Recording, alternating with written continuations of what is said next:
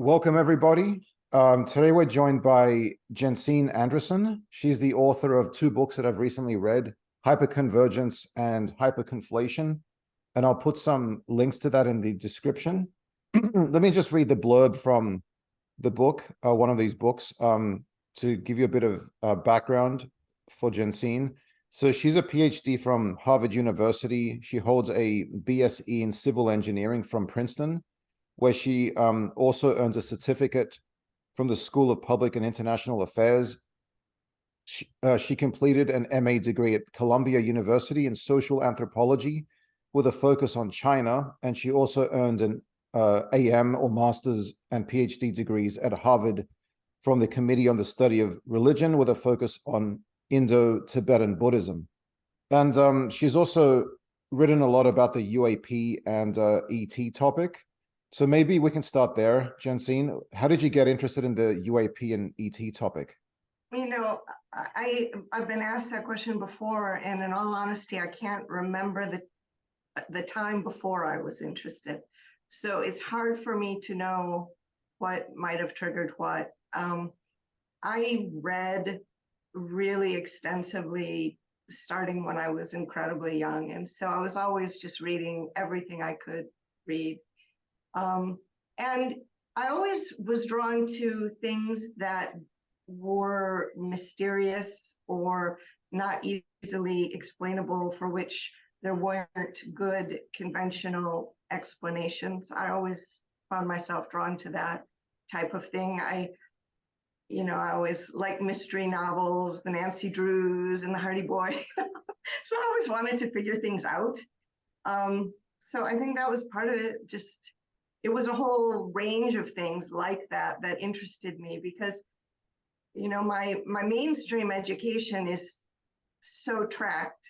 I was very tracked in a very conventional way, and so I was learning all the conventional methodologies in school, and it was just clear to me that there was more going on in general, not just about this topic, but like in general about the nature of reality. And so I was always trying to fill in the blanks. And so what's the evidence that kind of convinces you that there even is an ET presence here? Because I think that's what you believe. This isn't something that I've just come to in, since 2017 or something. So I've been reading for 30 years at least, really extensively, the literature. So most people I find who are skeptical or leaning in the skeptical direction haven't read the depth of literature. So, I mean, even, the CIA, 3,500 pages, their documents, or the NUFORC, National UFO Reporting Center, if you read their case studies start to finish. And there's just so much depth of information going back so far that it seems to me that it would be, and let's just throw in other languages. Certainly in French, there's a lot, the Comita report and the work done by GEPAN, GEPAN is the acronym. But then also in other languages. So I read Sanskrit and Tibetan, and I've worked for over 30 years. It sounds inconceivable. It almost is inconceivable to me, but I've worked for over 30 years translating a Sanskrit text from the 10th century.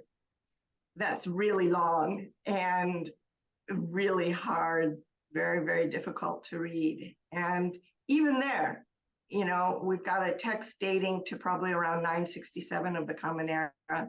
And even there, you've got really interesting description of, Vimana craft. So this is nothing new, and it's certainly global.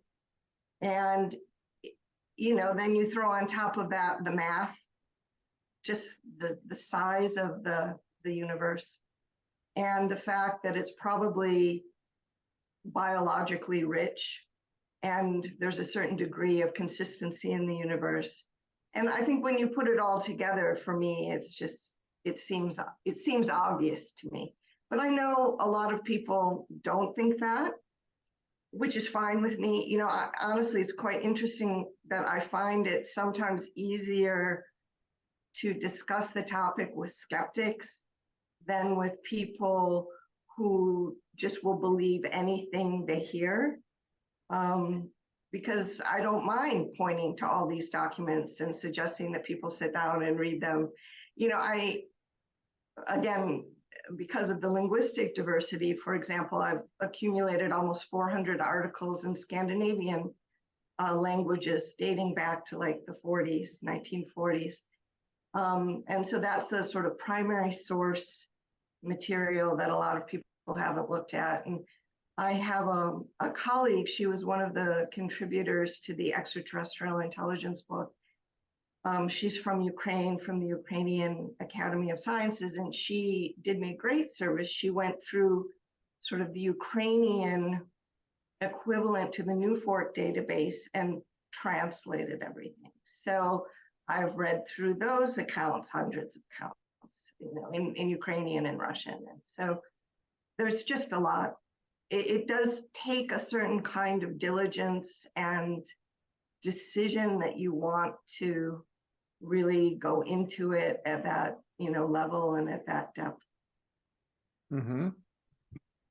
And so in your books, you talk about the danger of professionalization of UAP studies.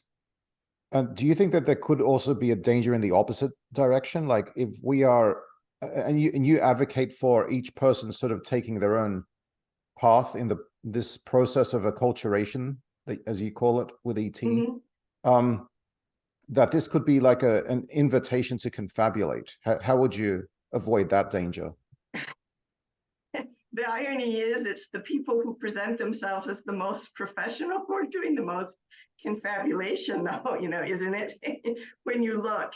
So there's a kind of sort of strange irony there, right? You know, how can I put this? You don't see that many, you know, people on the street, if you go to your local town square or whatever and talk to them, spinning out UFO stories. It's not that common, actually. And so I find it interesting that is people who, especially in the last few years, have said, you know, I'm an expert on this topic and we should professionalize the topic and we need to have a lobbying effort and whatever, that you get all this spinning, you know, the interdimensional type spinning. So no, I don't think there's that much of a danger. That's an interesting point about the so-called professionals being the confabulators. Right. Who's confabulating the most? Yeah. I mean, I don't know what your opinion is, but that's my opinion. Mm-hmm. So, is this idea that you have of this process of acculturation with ET, is this in any way inspired by or analogous to Jacques Vallée's control system hypothesis? No, nope, not in the least. So I have read all of Jacques Vallée's books because I was asked actually to review a book of that someone had written, and he was so reliant on Vallée's work that there was no way to review this other book without reading everything Jacques Vallée read. So I have. And my views are extremely different than that. So for one, probably at the most meaningful level, you know, I don't see this as a dark phenomenon at all.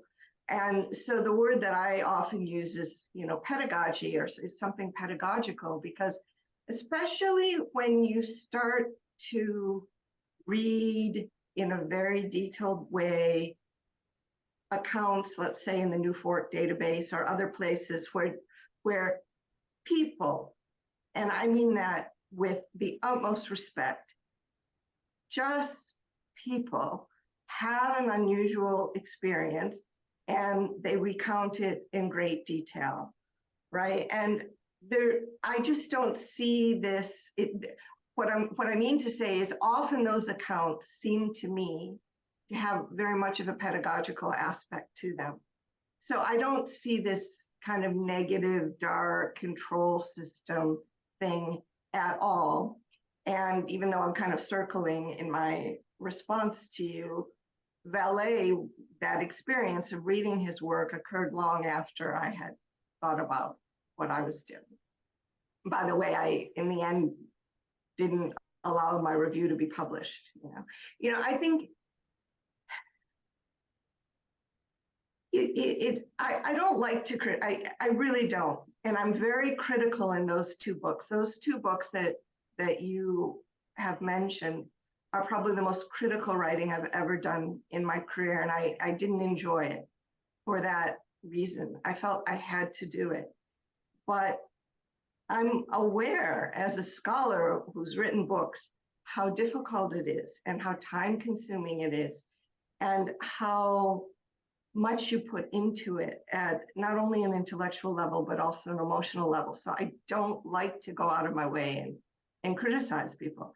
That being said, when certain views are ending up in the halls of Congress, and there's an impact on the population as a whole, then it starts to become a different matter. Then if you really don't agree with something, I think if you want to be a contributing member of society, and you happen to have what at least you believe to be a reasonable critique, it's probably incumbent upon you to voice it. And so that's what happened with those two books. Right. And do you think that and this is something else you talk about, esotericism and occultism and the kind of paranormal commitments of some of these people? Can you just summarize kind of why you think that's dangerous? I'd be happy to, but I think what we should do, what makes a little bit of sense, is to back up and look at the overall framework that I use in the two books. And essentially what I'm trying to do is chart a middle way, a middle course through two extremes. And the extremes are indicative of a cognitive reductionism. And so essentially, the first book, which is the Hyperconflation book, explains one extreme. And the Hyperconvergence book explains an example of the other kind of extreme. And what I'm suggesting is what I think would be very beneficial to people is to not reduce in either direction. And I'm just pointing out how pervasive cognitive reductionism is. So, for example, if you have a view that you've inherited from Descartes or wherever you happen to have inherited it from, that mind and matter are separate, then there's going to be a tendency to reduce either to matter or to reduce to mind. And this issue, it actually predates Descartes. You can see this exact same issue in ancient Indian philosophical discussions. So there's been a tendency for people, I think it's just an epiphenomenon of human experience.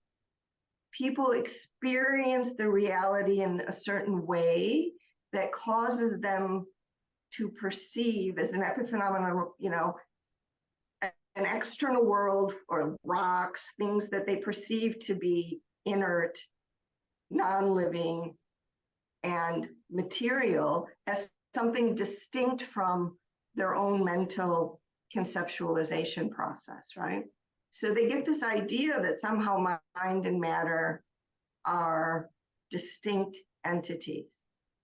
Now, I am very respectful, and it's been very useful to my own thinking to go into a lot of depth in David Bohm's work, and he presents an ontological interpretation of the quantum theory that is not reductionist. And he has a beautiful article that's in pretty much every bibliography I've ever put out there from 1990 that talks about why mind and matter are inseparable. And I say this almost every interview too, it's something I've read probably 25 times. It's just really thought-provoking and has been for me very helpful. However, most people are still going with this dualism in their mind. And so on the one hand, you see people kind of reducing to scientific materialism, like everything's matter and mind is a manifestation or an outgrowth of the brain. And, it's just like this emergent phenomenon. But, the base essentially is like matter, and somehow it became self-aware, and here we have the thinking being, right? But it's going from bottom up. So there's a reductionism to matter on that side.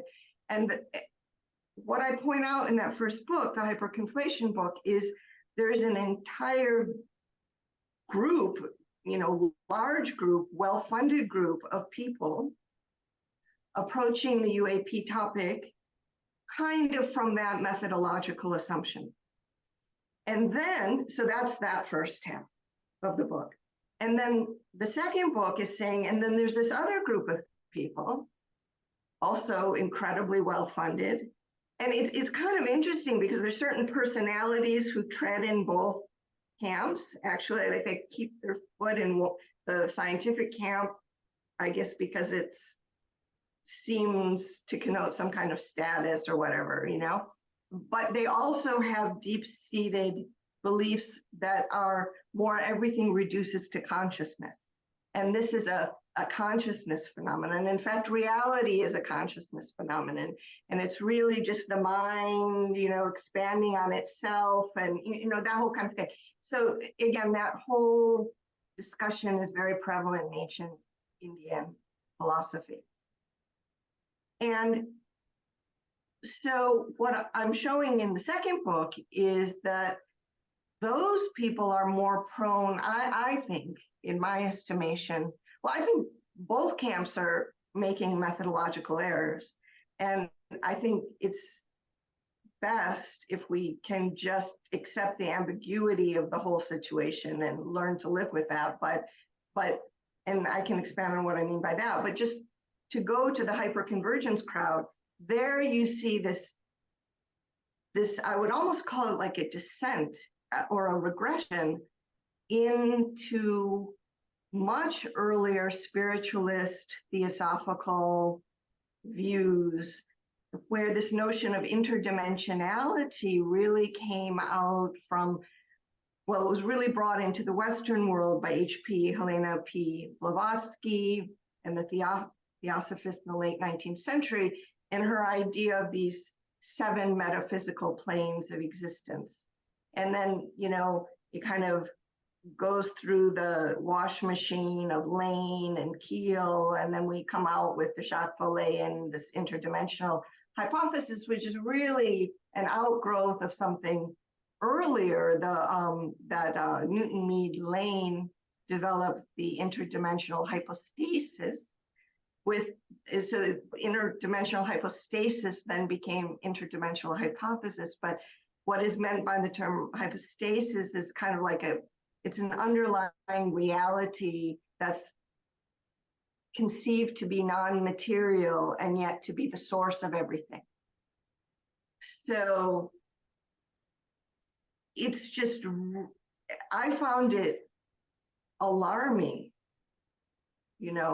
to my mind, that view, that Keel, Lane, Blavatsky, Vallée, that view, and it's hard because, I end up having to criticize Jacques Vallée, and it's not fun. I don't know Jacques Vallée, but it's not necessarily a fun place to be. But I find it alarming that view, where you also see these notions of ultra-terrestrials or non-human intelligence. Why do we have to have NHI as a new acronym? Well, actually, NHI goes way back, this notion of non-human intelligence as an alternative to the extraterrestrial hypothesis. So to me, there's a regression going on. And we know so much more than they did in the late 19th and 20th centuries. We know so much more about science. We know so much more about the size and scale and features of the universe. And basically, I'm just saying there's no need to go back to these earlier ideas. Let's just get our heads around the idea that, there are probably other species in the hundreds upon hundreds of billions of stars out there, exoplanets. So that's where I'm coming from. And so is Bohm's idea basically a type of panpsychism? No. No? No. In fact, he's exactly not that. He really manages the middle way. It'll be in one of those bibliographies. Look up the 1990 article on the relationship of mind and matter. And I don't know if you've read, although I've got it on my academia and ResearchGate profiles for free for people to download if they have access to those profiles, but also it's on Amazon, The Mind of the Matter, Matter of the Mind chapter from the Extraterrestrial Intelligence book, which is the last chapter in that book that I edited. And I really look in great detail at Bohm's the inseparability of mind and matter as a useful framework to understand the UAP topic. No, not at all, panpsych. The point is you're not reducing in either direction. You're not saying either mind or matter is primary. And that's just very hard for people to get their heads around because they're used to the scientists saying the matter's primary. And again, mind being an epiphenomenon of the brain in that viewpoint. And then they push back against that, rightfully so, but they push back by falling down the other side of the hill and saying, oh no, it's consciousness that's primary. And I'm saying, no, it's neither's primary. In fact, the nature of mind and matter is shared. And Bohm goes into all of that in a very, he was an incredible physicist, much smarter than Oppenheimer. Incredible physicist if you read his physics papers. And so he can argue it. And if you read his scientific books, he argues it with the equations. But he was also, I just have so much respect for this person. It's like, in my estimation, one of the most intelligent people that has ever lived. And he was also an incredible linguist and a very articulate person. So he can either make the argument in an accessible way if you don't happen to know the equations, which he does in certain papers, but he also makes it mathematically. So no, it's not a panpsychism, not in the least. And going back to ET specifically, you do think that there's an ET presence, but do you think that, in your view, does the US government have possession of ET technology? I think probably.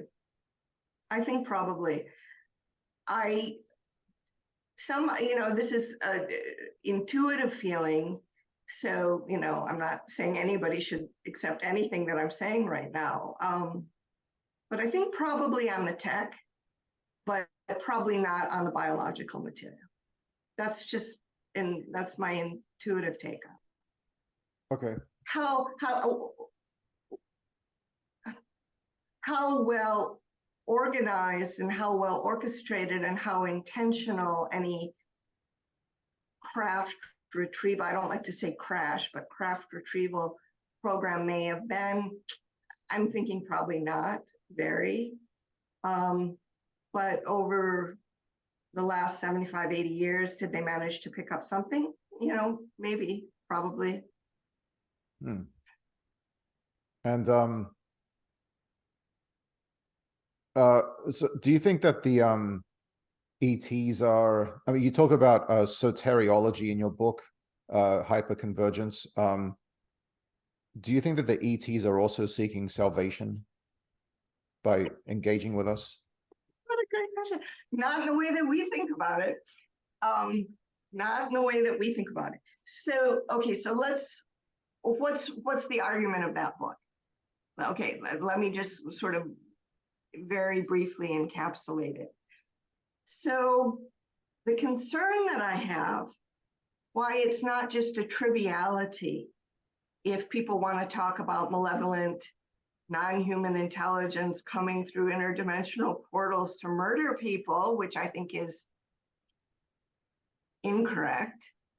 Why that's not just a triviality that you could just maybe brush off is because it runs straight into a belief system that many people have, that demons are real and that demons come from a sort of other dimensional arena into the human realm and are malevolently inclined toward human beings. And so that's why I've got a whole chapter there. So what I try to point out in that book is how much, what do I want to put it?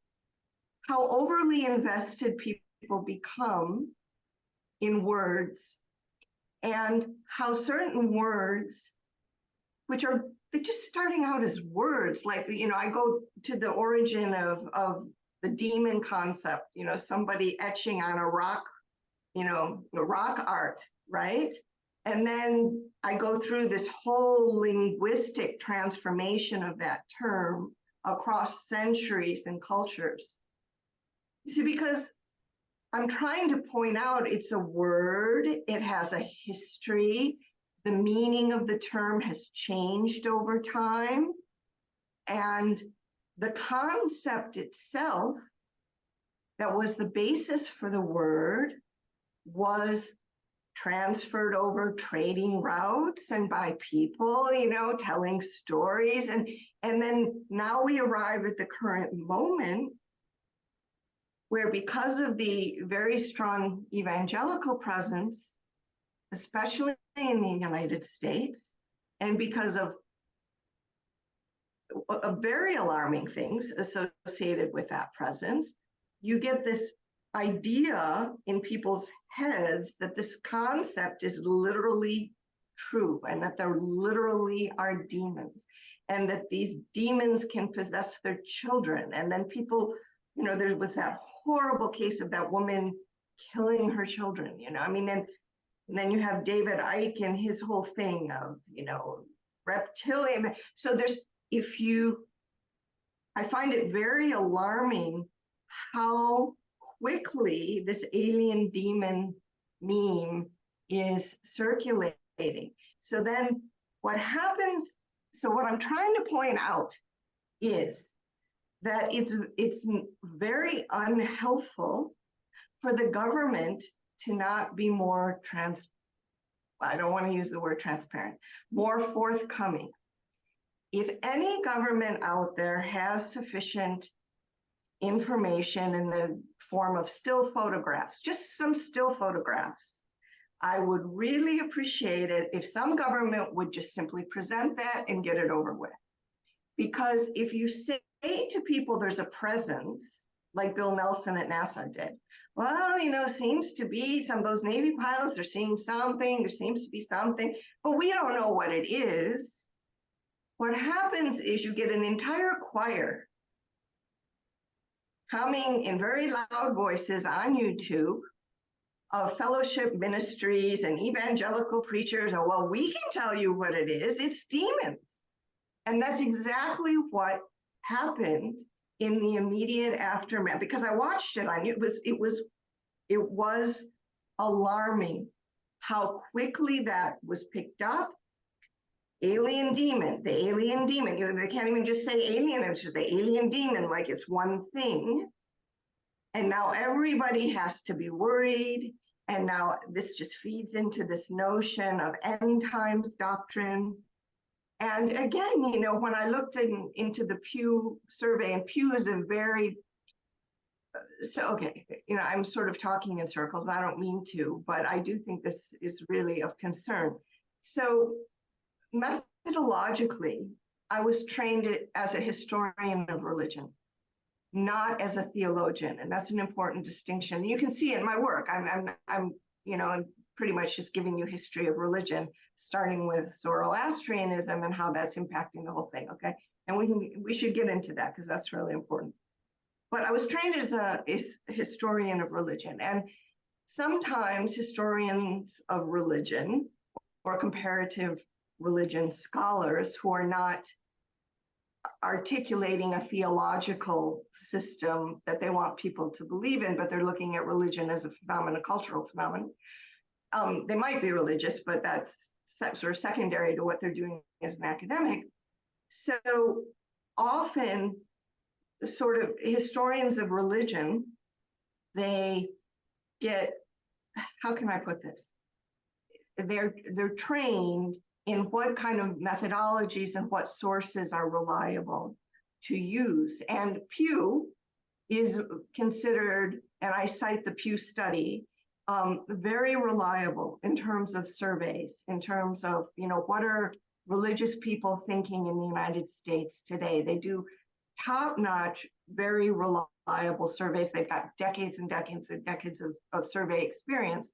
So of course I went to the Pew studies to see, and I was really stunned that 4 out of 10 Americans believe we're living in the end times. That's a stunning figure. So I thought maybe 1 or 2 out of 10, but not 4 out of 10. And so when you have that many people who have that kind of belief that we're already in the end times, right? And then you get this alien demon meme, that just further fuels that paranoia. And that was what concerned me so much as a potential platform for violence within communities, even within one's own family, because we've already seen people who get enmeshed in these kind of end time narratives, doing things even to their own family members, but also, then just doing the math with the number of people who admit they own guns and firearms. And so I find that very, very alarming. And it's ironic because I could see it already. So that book was published, I don't know, but maybe like the 29th of September or something like that, around then. So October 7th hadn't happened yet, but I could see, and I actually even have another 100 pages or so, but because I could see that this was going toward the whole significance of Israel in culture. And I could see that. I'm like, well, it's almost like the same problem, like the alien demon thing in the end times, but that's takes you to Israel because of how the term Armageddon or Harmageddon is understood, right?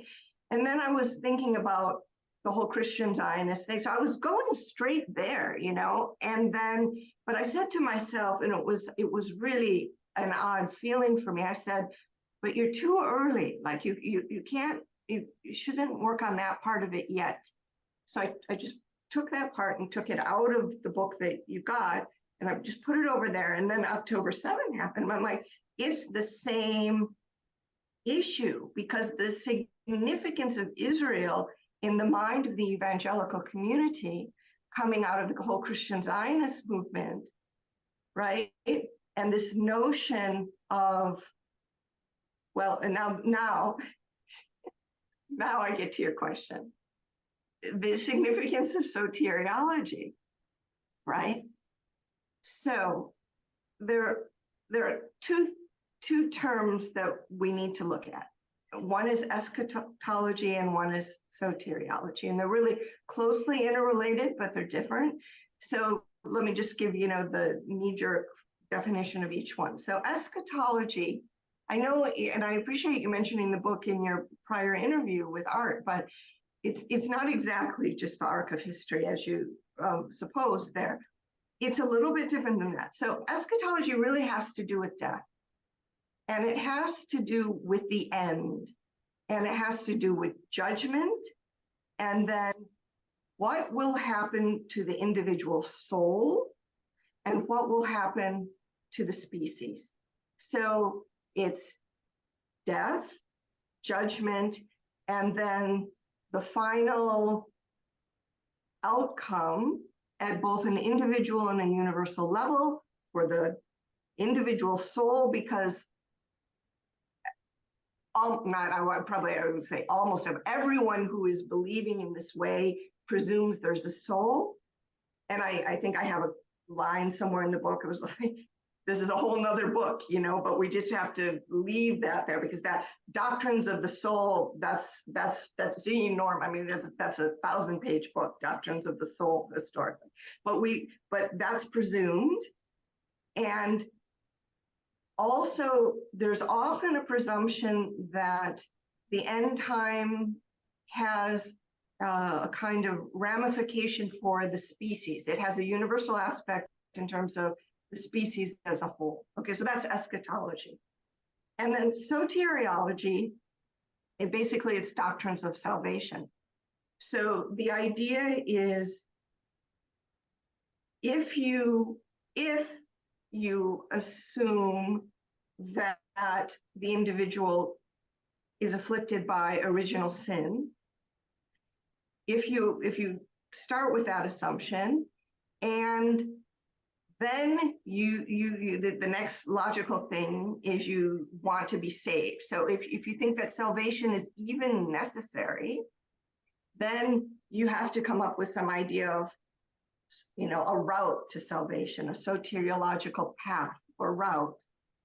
And very unfortunately, as an outgrowth of Zoroastrianism, all the Abrahamic traditions, which you've got Judaism, Christianity, and Islam, which essentially are all outgrowths, they're all sourced from Zoroastrianism, which is just, it's kind of the ultimate irony, because you get people like Lindsey Graham, and I'm not a fan, who just rail against Iran. Well, excuse me, but the source of your Abrahamic, view of Christianity is really coming out of the ancient Persian empires, the ancient empires of the Iranian people from 600 BCE to 650 of the Common Era. So Zoroastrianism was the source for the Abrahamic narratives historically. So, okay, so if you think that salvation requires an apocalyptic battle in Armageddon, which happens to be in Israel, according to the most likely locus for that spot, that sort of mount, right? Tel, they call it Tel archaeologically. Then, and 4 out of 10 Americans are pushing in that. I'm like, they think that's necessary for their salvation. Then you're gonna, get the kind of world we live in, and that's really unfortunate, I think. And so I was simply saying, if you don't interpret certain things as literally, but more metaphorically, and you look at the real meaning of the word apocalypsis, which you go back to the Greek, it wasn't meant so literally. It was really meant to be like an awakening or a revelation or an unveiling, not this massive battle. If we could just rewind a bit, then there wouldn't be this push that we're seeing. And, then scaling this over to the UFO conversation, what I don't want to happen, and I can see the downside risk of it happening, is that whole community, all stoked up on this alien demon meme, starts to think that we need to have an apocalyptic battle against extraterrestrials in order to usher in individual and universal salvation. And my rather dry thing is, it's going to be extinction, not a rapture. And again, I will stop after I say this next point. That book was very difficult to write. I mean, I wrote it quickly, because I really wanted it to come out. I felt it had to come out in late September. I just felt that. But it was difficult, not so much intellectually. Like intellectually, I knew where I needed to go before which is very unusual for me. Usually I figure things out as I'm writing the books, but in that case, I knew where I needed to go right from the beginning. So intellectually, it wasn't difficult at all, but it was very difficult emotionally because I kept running into and being very aware that I was running into belief systems that millions of people rely upon and believe in very sincerely and are taught by the family, their families and their communities. This is the way it is. And if you don't believe this way, you'll go to hell or you'll burn in, fire of damnation or whatever. And so I knew I was hitting up against very rigidly fundamentalist belief systems. And yet at the same time, knowing that many of the people that hold those beliefs are good, honest, kind people who have simply been taught that this is true, and trying to be good members of their family or good members of their fellowship community or good members of whatever, their country, they accept it. So it's hard, but I do think it's a path toward extinction if we're not careful. Did anything good come out of Zoroastrianism? Not particularly. You don't think so? I mean, not particularly. Okay, so is there anything, maybe if you want to understand apocalypse as revelation or something like that, if you want to look at this idea of revelation, maybe there's something there. But again, you have to be careful, because the minute you put too much stock in revelation, then you get a whole crew of people who stand up and pretend or think they are prophets. And then here we go again. You haven't empowered the individual to think for herself or himself. You've just created a kind of dependency, a mental and emotional dependency on a prophetic figure. And I don't think that's particularly helpful to anybody. I do think something people don't realize, though, that's really worth talking about. I remember I've looked for this reference, and I've looked for it for a good 10 years, and I haven't been able to find it again. But I remember back when I was teaching at BU, I came across a reference that it was, I think, a sociologist of religion who said that if you look at the history of religious conflict, the fiercest conflict comes between religions that are the most similar, not religions that are dissimilar. So you don't see the Buddhists and the Muslims duking it out for the most part. You don't, okay, there are a few, but not at such a grand scale, right? And when you apply, let's call it discourse analysis or rhetorical analysis, or narrative analysis, where you look at a narrative and you divide it into components. You say, what are the major components of this narrative? Yeah. Abstracted from the specifics that go into the components. So, okay, there's an idea of good and evil. That's a major component, right? Or there's an idea of a messianic prophetic figure, or usually a prophet and a messiah. Like these two characters are in all of these narratives, right? Or, we have to have a final battle of some kind of great proportion, and then our Messiah wins out, right? And then there's some kind of afterlife, so it's not that many. It's just these kind of modules, right? And you look, and those modules are virtually identical in Islam, Christianity, and Judaism, because the source is the same, Zoroastrianism. The only thing that's different is the names on the messiahs, the names on the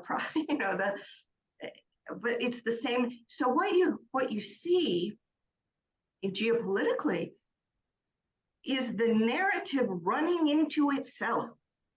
The narrative structure is at war with itself. And when you see that, and then you see all the suffering that is causing, and it's almost too simple. It's so simple when you see it. It's so clear. Let's put it that way. This narrative structure is literally at war with itself. But how do you get people to backpedal? Because they're so rigid. They're so rigidly holding to their version of the narrative.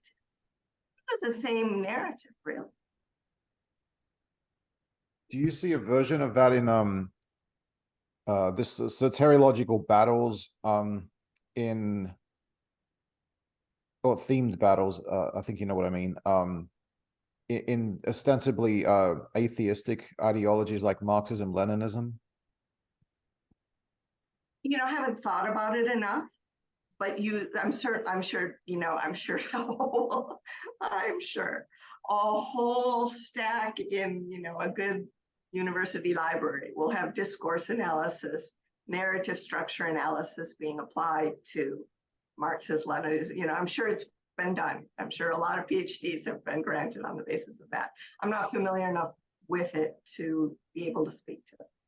Yeah, it just made me, what you said made me think about some themes in Marxism which seem to have, even though it's meant to be an atheist philosophy, it does have kind of this sort of historical mission type of narrative, and that we have to overthrow this group of people, etc. It just kind of seems to resonate a lot with the religious alternatives. So let's go to the NDAA FY24 proposed legislation. So what can you just summarize for the viewers, what's the most dangerous aspect of that? The grab for US classified technology that I think is underway, I just find it absurd that anybody would support the provisions in that legislation that I highlighted in my book. I mean, just completely absurd. So one of the things, when a person, or at least I've had this experience, when you reflect on this whole UAP thing, certain things start to hit you as being a little bit odd. And one of the things that hit me that was quite odd is the fact that even though you have like Stephen Greer on the one hand, and then you have, let's say, Grush and his supporters on the other hand, and even though on the surface, those two groups are very much at odds with one another, it's not as much maybe Greer criticizing Grush as certain of Grush's supporters being hypercritical of Greer. And I go into what I think are some shortcomings of Greer in the book, so I'm pretty plain spoken about him. But nevertheless, so superficially, when it hit me, I was like, wait a minute. Superficially, you have Greer saying it's an extraterrestrial presence. After Grush got so much attention, he started to try to thread the needle and use this but not as much. I mean, he's pretty much for decades just used the word extraterrestrial. And he's for decades, talked about the extraterrestrial presence being non-threatening and benevolent. And so you could say, like, on one level, and I used to comment to people, if I don't analyze what he says too carefully, there are points of agreement in certain levels of his narrative and my view that it's extraterrestrials and it's not a threat. But where I depart ways from Greer significantly, what I started to realize is that despite at the most superficial level, his narrative being 180 degrees different from the Grush, malevolent NHI narrative, there was complete and utter agreement on the agenda, which is the legislation. And I remember thinking, that's odd, right? And so usually something like that might suggest that there's a presence, a hidden presence in the background somewhere who's influencing both groups. And sort of, you know, the divide and conquer will control the landscape. We'll get everybody who thinks the presence is malevolent to everyone who thinks it's benevolent, and we'll get everyone who thinks it's sort of, you know, paranormal to everyone who thinks it's extraterrestrial. We'll get that whole landscape, and we'll somehow get them in lockstep on the same legislative agenda. That's interesting. And there's a funny other component to it, which is you also see the certain ultra skeptics also getting in line with the legislative agenda, because I think they probably haven't read it too carefully. They just think, oh, it's transparency, because they've been, you know, the media has this onslaught of just transparency. It's just transparency. Of course, it's a lot more than transparency. And I mean, that's just been such a well-orchestrated and well-funded media campaign. And so the ultra skeptics say, oh, sure, you know, tell us about the saps, because then we'll know, you know, we'll know that nothing's there. So ironically, they get kind of routed toward the same agenda for the legislation, right? And I think people aren't reading it carefully, because when you sit down and you actually read it, what does it say? I mean, so I came to the conclusion that all of that, the whole kit and caboodle, is just a distraction to keep everybody arguing on Twitter and wherever else about nonsense, really.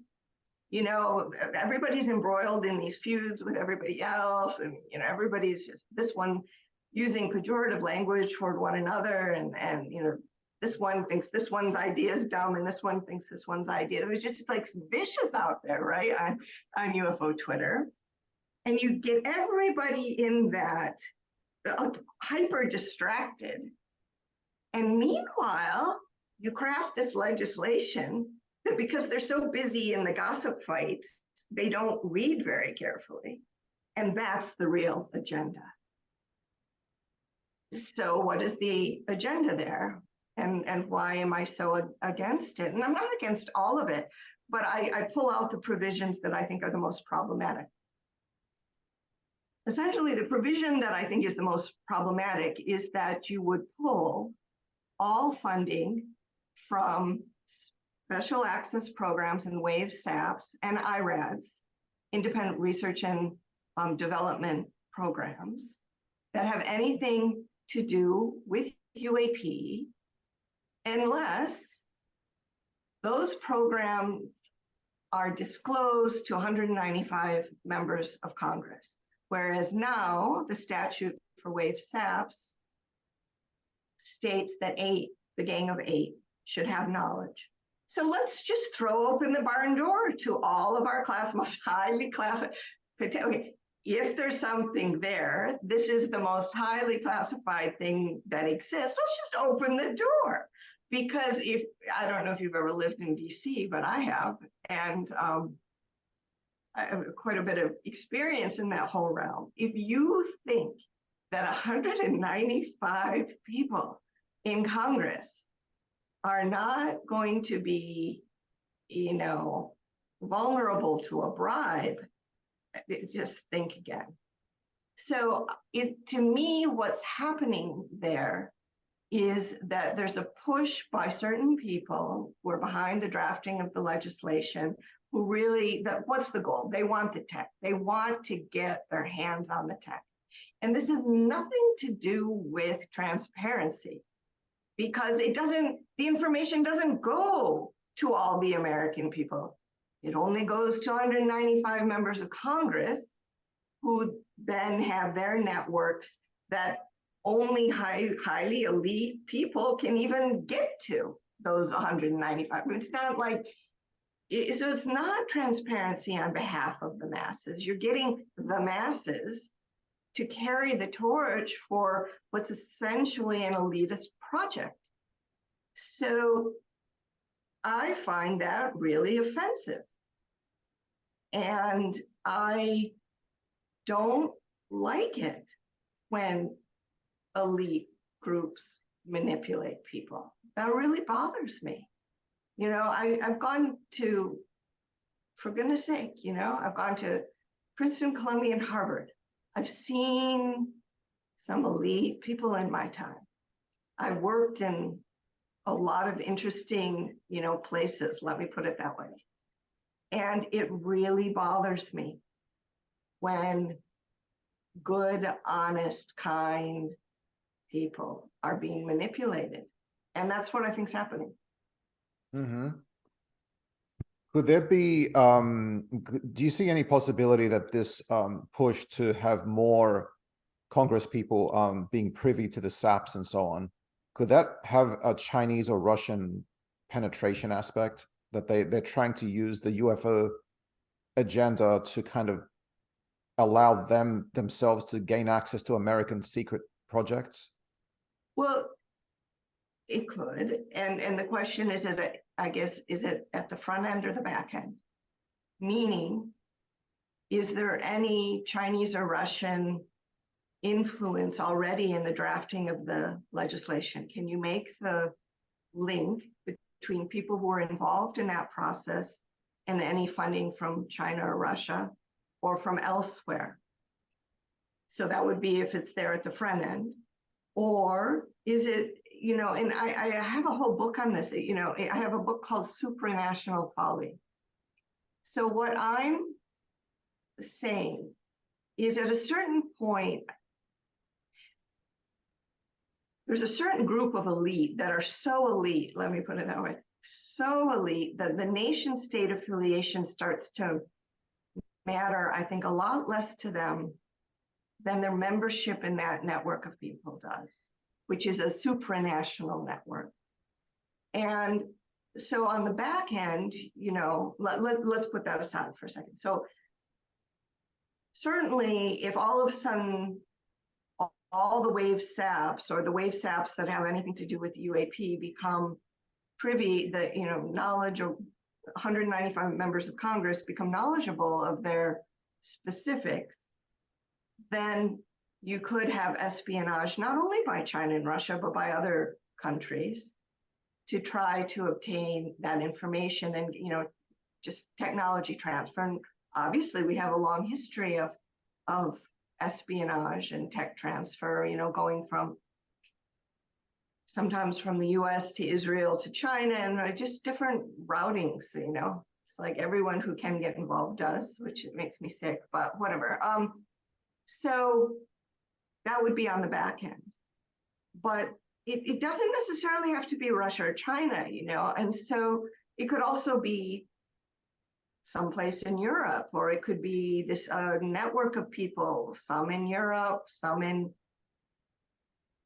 Russia, conceivably, maybe China. I tend to think China's more on the back end. However, there is a bit of, you know, China was some of the original funding for ICER. Before that funding started, what is it? What is ICER? Extraterrestrial Research are the last two. International Committee for Extraterrestrial Research, I think it is. The original funding came from China, and then China sort of faded into the background, and then funding and membership started to be more from Russia. So there could be some on the front end. I don't know. You know, I don't know, but I think it's a potential problem. And another potential problem is just the fact that the whole legislative process is so inaccessible to most people. You know, how do you or how do I, if we don't like this legislation, what do? We write write a letter or something. Is that going to be effective in the least? And so, I did reach out. I was so concerned about the legislation. I did reach out to someone who, so well connected that he has the potential to do something about it. And, maybe he is, I don't know, but I don't even know. There's so much momentum, so much funding, so much orchestration behind all of this legislative thing. So the point that I'm trying to make really is that none of this is organic. I think a comment that you made in the interview with Art struck me. You said your immediate assumption was, well, Grush was just, genuine and sincere. And so I think a lot of people who haven't sort of been watching every movement of a certain group of people like a hawk, like I have been for a while now, a lot of people have the sense that this is just like this organic thing. And it's just like happening. And then this person over here does this and this, and then it isn't connected. And what I'm suggesting is things don't happen this way in DC. And I know from having spent some of my career there, things don't happen this way in DC unless there's a lot of planning and a lot of orchestration and a lot of money. Because DC is completely dysfunctional left on its own. So, this is very slick. And this is very choreographed. And this is like 1, 2, 3, okay, we roll out Grush, then here comes the legislation, then here comes the time for the vote, then here comes so-and-so on News Nation. Now here, just boom, boom, boom, That doesn't happen organically. It just doesn't. Mm-hmm. And if I could say something to all these people who are doing this, I would really encourage them to take a step back, because all of this rushing after the tech is not going to help our species. We really need to learn to be kinder, less violent before we try to, have everybody out there reverse engineering what could be the most intensive, energetic technology to ever exist. We need to just slow down, get our ethics together, learn to care for one another, and then worry about technology. Yes. And speaking of technology, you talk about in Hyperconflation, the AI / data-centric approach that's being used to study UAP and the startup companies as well linked to the IC. But do you think that approach is necessarily incompatible with understanding a potential ETI, or could there be some application of AI in that? Like, for example, in the way that we're now using AI to study non-human animal communications and behavior. Like, do you see any application at all for AI in studying ETs? But you see, that's not, okay, there are two questions there. So there's first, what are they doing? And then could there be any application of AI? And that's a very big question. Like maybe, although I wouldn't do it that way. I would just do it organically. I'm not a fan of AI, okay, just at all. So it's not I would suggest, but putting that to the side, what are they doing now? And this gets all the way back to the first question that you asked. Again, having spent time in not only Washington, D.C., but also Northern Virginia. I used to live in McLean, and McLean, I don't know if you know that part of the world at all, but CIA is there and ODNI is there, and I actually used to live midway in between each of them. I could have 2 minutes on a bike to either one. I was like right in the middle. And so I have a pretty good sense of how things work and know people. And I will simply say this, that you don't get an enigma type phenomenon where you have that funding, where I was able to show that the person that did some of the early stage pre-seed venture capital funding ended up as a special government employee at DOD. And then all the opaqueness around Enigma, you don't get an endeavor like that for nothing. So unless there's a real phenomenon there, that doesn't happen. You don't just get an Enigma and a person getting venture capital money for it and then landing in SecDef's office.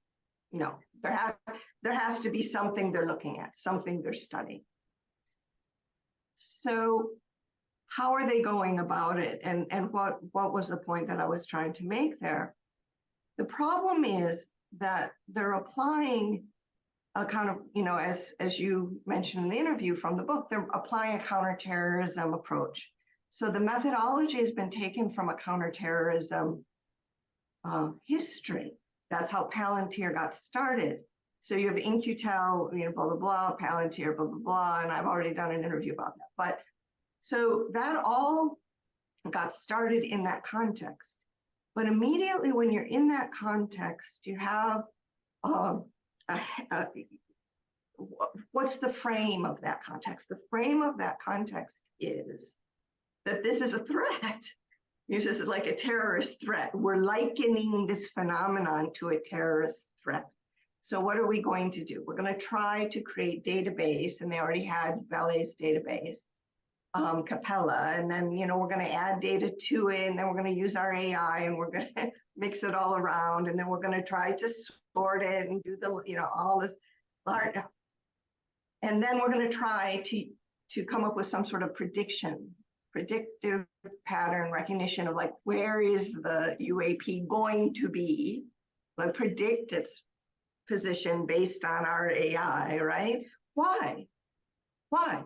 To target it.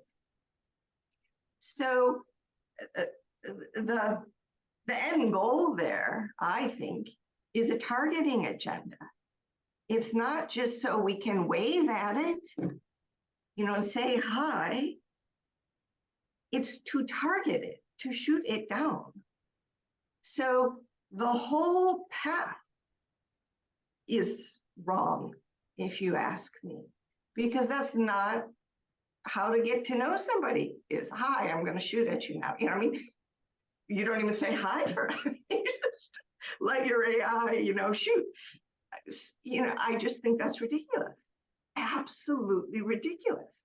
But it's so indicative of the species mindset in certain institutions. And I think it's very dangerous.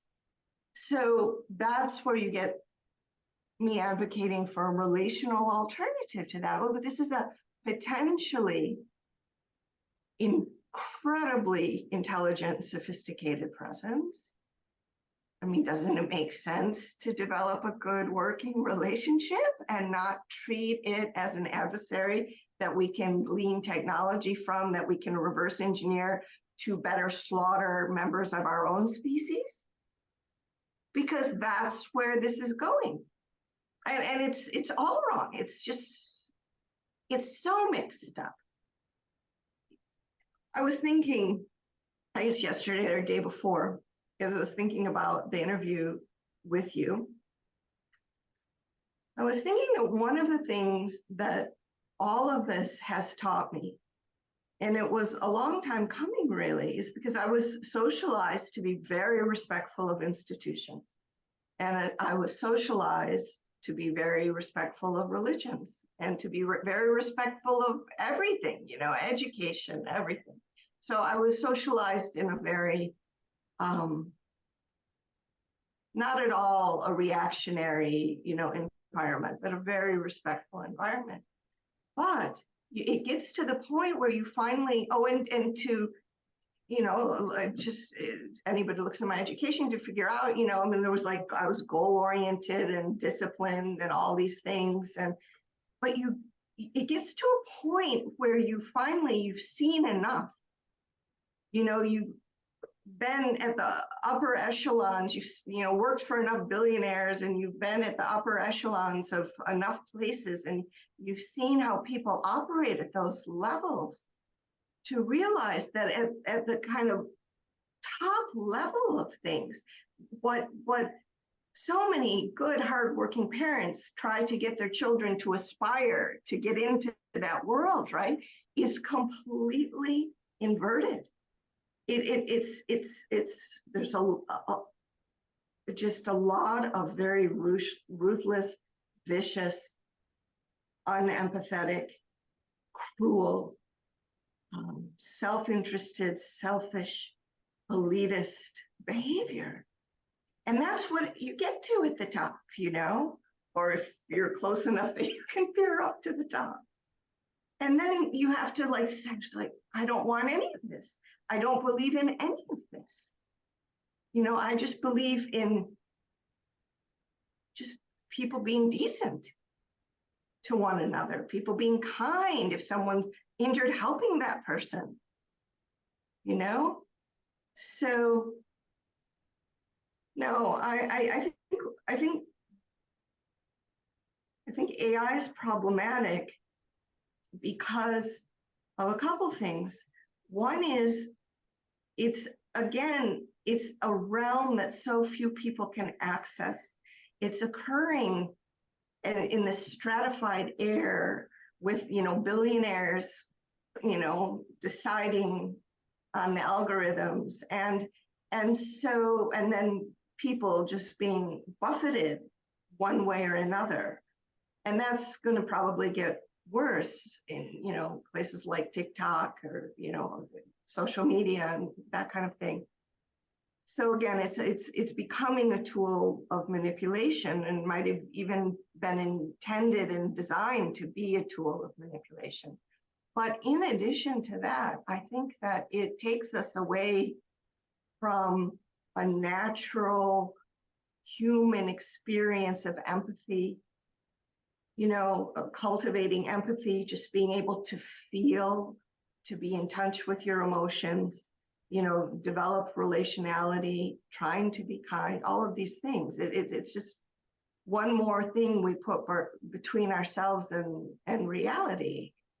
And for me, I mean, the most beneficial, one of the most beneficial things you can do with your time is sort of become more aware of reality. What is it? What is its nature? Not some technological overlay on top of it. So you talk about the billionaires like Hans Adam II of Liechtenstein, and obviously Robert Bigelow, and you've touched upon Peter Thiel as well, funding some of this UFO research or UAP research. Do you think that there are any super wealthy people who are genuinely doing this for the good of humanity, or is there always a totalitarian impulse for controlling the narrative or trying to get technology for selfish purposes? Okay, so let's take Hans Adam, because I think he's probably people know the least about him, right? Yeah.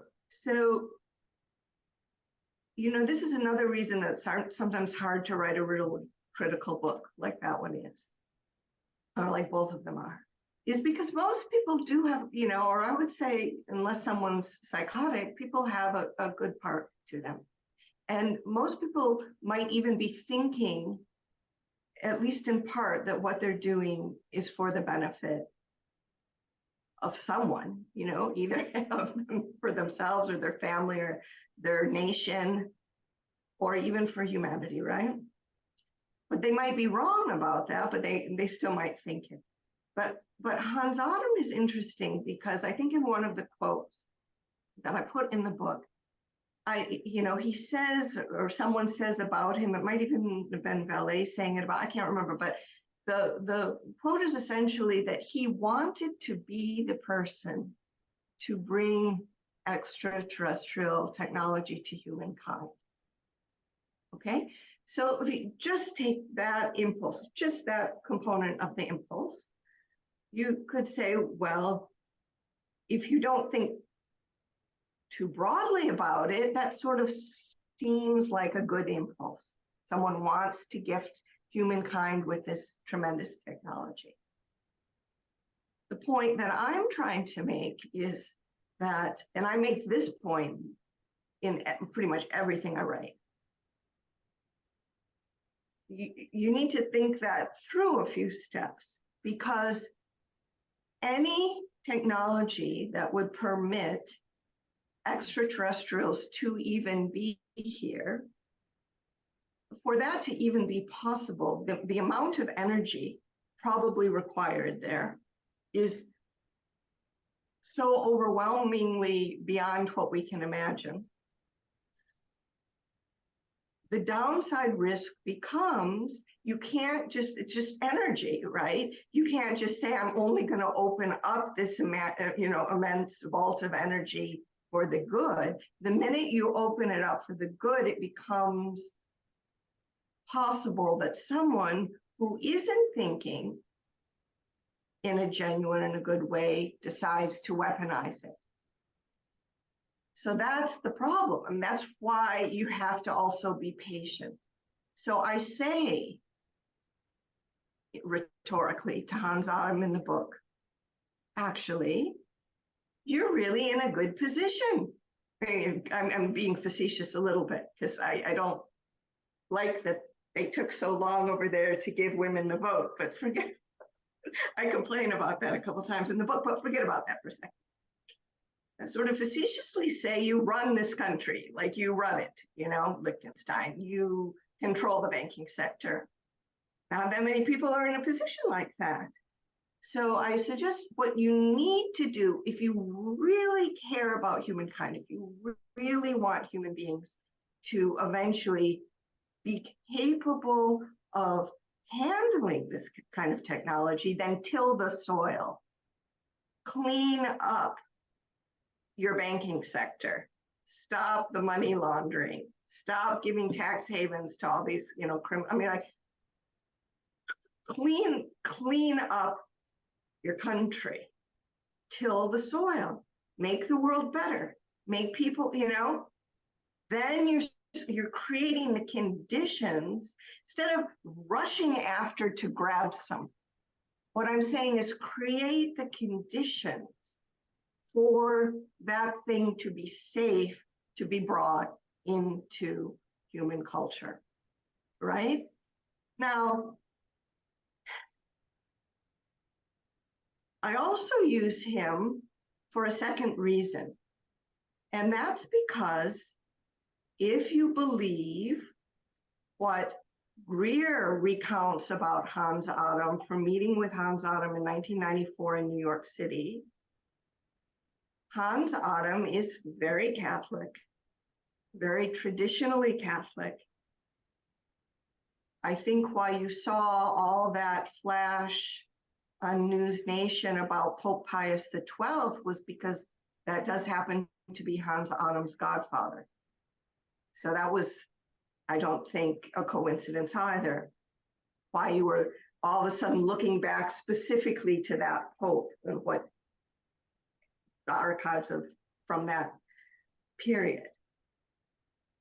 And he, according to Greer, has a very traditional Christian view of eschatology. So the idea was that you needed this from potentially, it's not as if I've sat down and spoken to him about it, but, kind of interpolating that you need this major, Greer says that Hans Adam said to him, that you need a major apocalyptic battle, the ends time thing to usher in the second coming of Christ. And so Hans Adam had a negative view of extraterrestrials, And again, this being yet another stage for this apocalyptic battle narrative. And, people are complex. So it's altogether possible that a part of him did have a good impetus, but another part of him had this fear because of the traditional Catholic understanding of demons, Pope Pius being involved in exorcisms, and wanting to usher in the second coming of Christ. So a person can be very well intentioned, but that I posit would not go very well for our species at all. Mm-hmm. And a little bit related to that question, you talk about the dangers posed by the apocalyptic visions of some people versus something which is also very dangerous, but wouldn't necessarily end humanity, which is surveillance capitalism, which can, blend into fascism because you've got these private-public partnerships that you talk about. Do you think that, fascism could be a kind of anodyne technocratic fascism, but it could also be kind of a theocratic fascism? Do you think that one would necessarily lead to the other, or are they always going to be kind of separate streams? Well, okay, so that's why I do say that of these two trends, hyperconvergence, where you get this like massive mashing of religion and politics and end times narratives and all of that, versus hyperconflation, this kind of surveillance capitalism, we're just government contracts, let's make a dime, let's, target the UFOs, which is the most potentially dangerous. And I do think the hyperconvergence is more dangerous than the other. And the reason being because the minute you mix in two things, one is, I really have to say it, the irrationality of belief, right? And the rigidity of fundamentalist belief. Well, I guess we're mixing in more than two things, and the end times eschatological component. When you put all of that together, that's very dangerous. Very dangerous. That can go off the cliff really quickly. Doesn't even take extraterrestrial tech. That can go off the cliff in a nuclear, Armageddon, just like this. So that's incredibly dangerous. Now, the other thing, the surveillance cap, this public-private, this merging. You see, it was so interesting. You had that woman, I keep not saying her name because I don't know how you pronounce her last name, Bartok Tao or Touw, the one that did we'll just call it Tao because I'm not sure. But she did the venture capital, early seed stage venture capital funding for Enigma, right? And then she lands in the sector.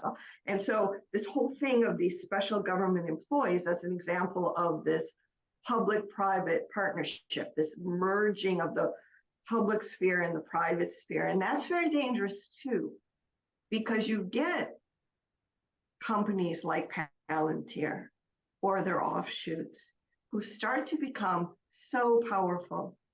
And yet they're private companies, but they're selling their software through the intelligence and the defense community in our country, but they're also selling it to other countries.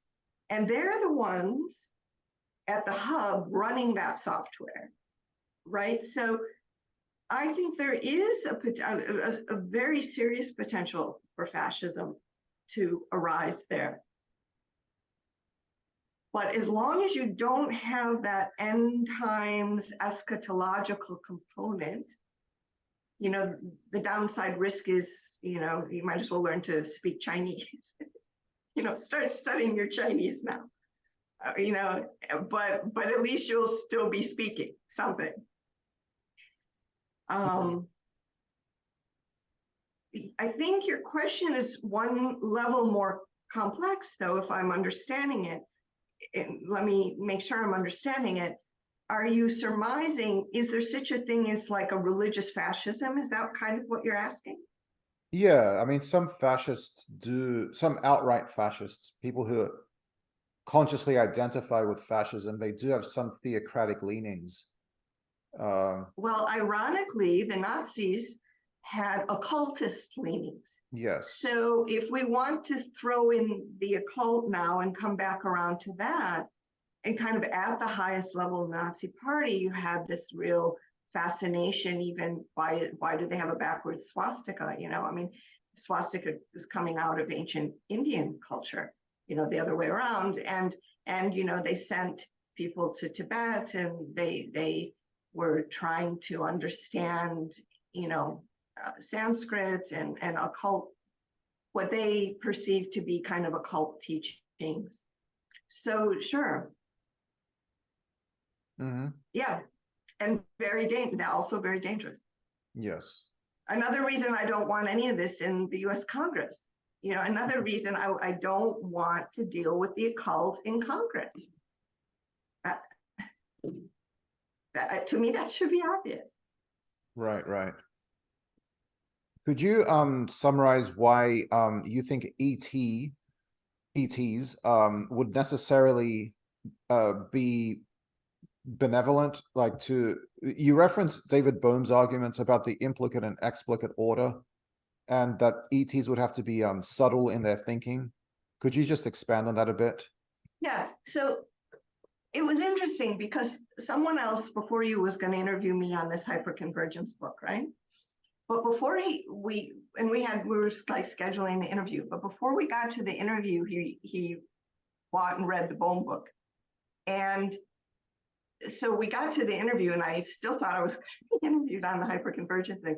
And he ended up interviewing me. He said, "Oh, the Bohm book, you know, we've got to talk about the Bohm." So the whole interview ended up being on the Bohm book. So that one's probably going to be what in the next few days. It'll be online at YouTube, which is all about the Bohm book.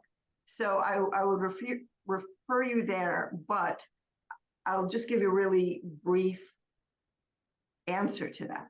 So Bohm had an observation. And this was actually something that I thought of the other day because some discourse I was listening to about artificial intelligence, and someone pointed out, and I very much agree, people disagree with what is intelligence, what is the nature of intelligence. So, you know, I think it's wrong to think that intelligence is synonymous with knowledge or having access to the most points of knowledge or the most facts or something like that. I think intelligence is a very different thing. And so what is the nature of intelligence? And so Bohm has this observation. So I guess have to just, in order to answer it, I have to step back one more level, which is he has this notion of a continuum or a series, he calls it a series of ordering principles of increasing subtlety. So the explicit order being the coarsest level of reality, the level of reality into which we're all enculturated to think is all there is, you know, this sort of reality that's accessible to our sensory apparatus, right? In the five senses, let's put it that way. So that's explicit order, but then there are a series of levels of order, implicate, super implicate, super implicate, et cetera, all the way potentially to an infinity of increasing subtlety. And so you really need to read quite a bit of Bohm for this to be such a eureka moment, but he comes out with the observation that the nature of intelligence is the ability to understand, and I add, and operationalize increasing levels of subtlety. So it's enormous. Like if you're really in the Bohm world, you can start to see. So essentially what the real nature of intelligence is, that ability to perceive, understand how it functions, and operationalize the other subtle levels. and again, he does the math for all of this too. This is not just words that he spouts, because he's coming up with an ontological interpretation of quantum mechanics that helps reconcile quantum mechanics with general relativity. So that's what starts him down this path, is wanting to solve that, right? Anyway, so in his view, and so the point, okay, the point I make is, again, any species that's here, by virtue of being here, they already understand how quantum theory, and it's not quantum mechanics, it's quantum theory and general relativity are, they've already reconciled them. You know, they're not living in a broken physics universe that they couldn't get here if they were, okay? So that means then, by extension, they have knowledge of these subtle implicates. They get this kind of continuum. And the minute, so you've probably heard of Rupert Sheldrake because you study and teach biology.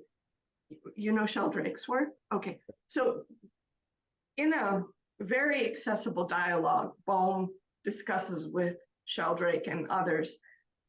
So as one gets more intelligent and this doesn't just mean more technologically sophisticated. That's not at all what I mean by becoming more intelligent. What I mean by becoming more intelligent is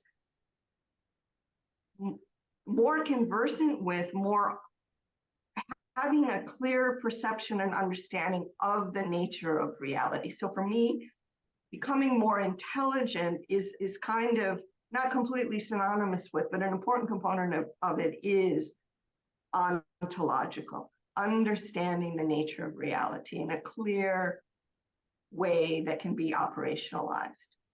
It doesn't necessarily have to be, but I think in the case of the extraterrestrial presences here, they clearly are operationalizing. Okay, fine. So that Bohm goes into a long argument about why that's not neutral and why there is a benevolence associated with it. And it has to do, I think, with the nature of subtlety. And it gets more and more difficult to articulate it the more you get into it. If you would permit me, I'll make a huge shift, if it's all right with you, to what I spend my time on otherwise, which is Sanskrit. So this text that I've been working on, the whole premise of the notion of embodiment in the Indo-Tibetan, certain path within the Indo-Tibetan Buddhist world, is that there isn't just the coarse body, but there's also the subtle body and the very, very subtle body. And probably not surprisingly, Bohm and the Dalai Lama were good friends, actually. So they take it 3 levels: the coarse, subtle, and very subtle. But, you know, Bohm's saying actually this, you know, goes potentially to infinity.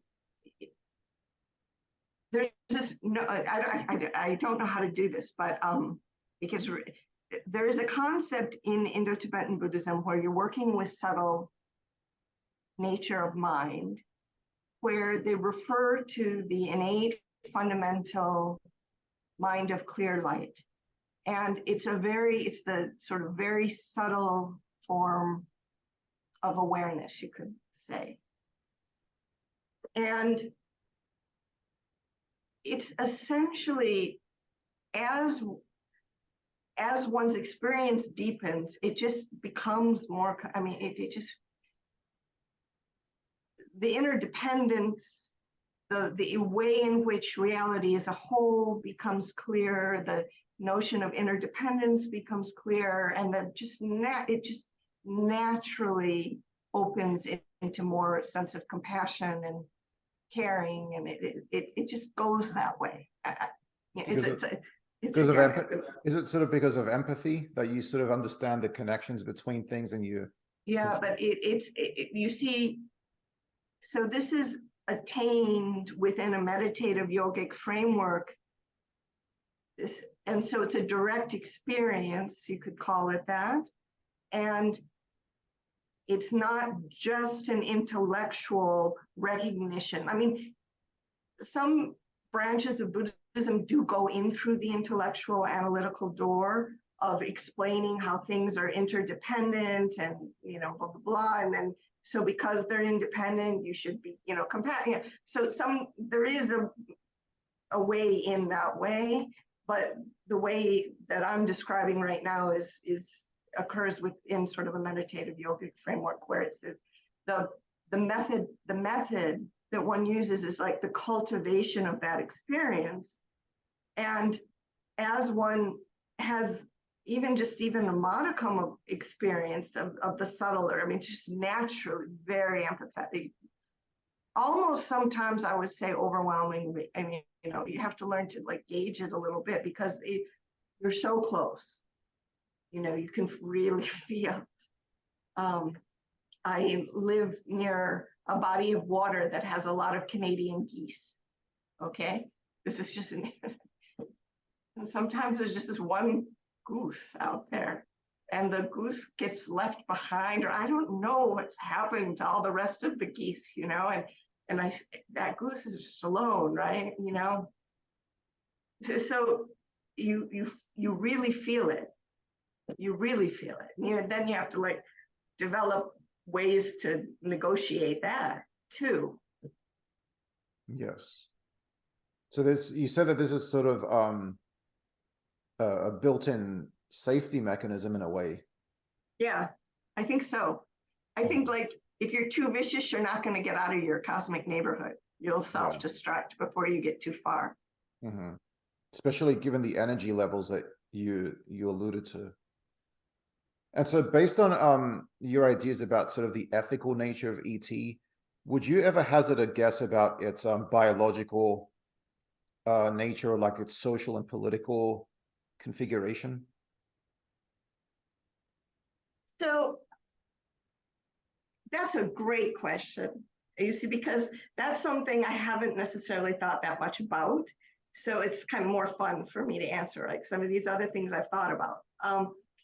So I appreciate that question a lot. Let me say this. Let me start by saying what I think it's not. So a lot of people contact me, which is great. I put my emails out there. My email's my first name at alumni.princeton.edu. Send me an email. I like that contact. But I have a certain group of people who contact me to tell me, would you like us to tell you exactly the answer to that question? So there are people that say, oh, I know the answer to that. Would you like me to tell you what it is, Jensine? Because I know, and it's all this, or it's all that, or it's all this other thing. It's the Galactic Confederation.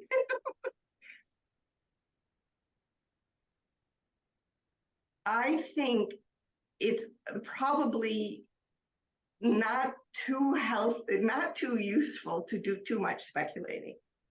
That being said, I think it's probably not institutionalized in the way I think there's something about institutionalization, and that is not useful. And part of it is because most institutions are hierarchical in nature. And so I have a feeling, and again, this is something I talk about in the supranational, I talk about decentralization of society. I have a feeling that the society is very decentralized, not at all centralized, and not hegemonic, and not very hierarchical at all, if at all, and not very institutional, bound to institutions at all. I have a feeling there's something very free form about it, like a lot of creativity, a lot of freedom, a lot of, because if people are basically empathetic, or not people, if a being of any particular species is basically empathetic, and the species is basically empathetic, and there's a certain degree of altruism, right? And not too much negative projection on one's fellow member of the species, then, and people just naturally, wanting to help, then you don't really need to institutionalize things too much. You can allow a lot more creativity and a lot more freedom. Plus, decentralized society is just a lot more resilient and a lot more robust in the face of any kind of natural, calamity or climate. I'm like, we're way too centralized. I mean, we should, I think humankind needs to become much more decentralized. It's much better for our ability to survive. Mm-hmm. So, I would maybe say that I very much doubt they have a legal system. Right. I mean, ours doesn't work anyway. So. I think that's all the questions I had, but do you want to give any parting statements? No. I mean, I guess I would just say, I really don't like criticizing people, and it was not my intention, and I know I have in those last 2 books. And I just hope people can understand that I'm not trying to be, personally vindictive or toward anybody. Just please think through this grab for technology, because I don't think it's safe. And just let people come to this at their own pace too, because trying to push this too quickly, you run right into these other kinds of rigid, eschatological belief systems, and that is potentially dangerous both at a local level and beyond. So I would just kind of encourage people to sort of chill out and calm down and slow down and just let things happen a little more naturally. That's all. Nice. Thank you very much, Jensine. I'll keep you online, but thanks so much. Thank you.